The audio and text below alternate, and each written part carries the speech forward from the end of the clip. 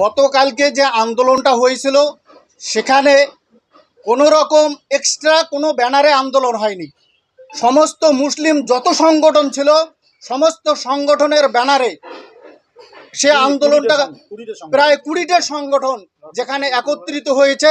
সেই আন্দোলনে আমাদের মুসলিম সংখ্যালঘুদের মধ্যে যারা যত ধরনের লিডার আছে সমস্ত লিডারের ঐকান্তিক প্রচেষ্টায় সেই আন্দোলনটা শুরু হয়েছিল।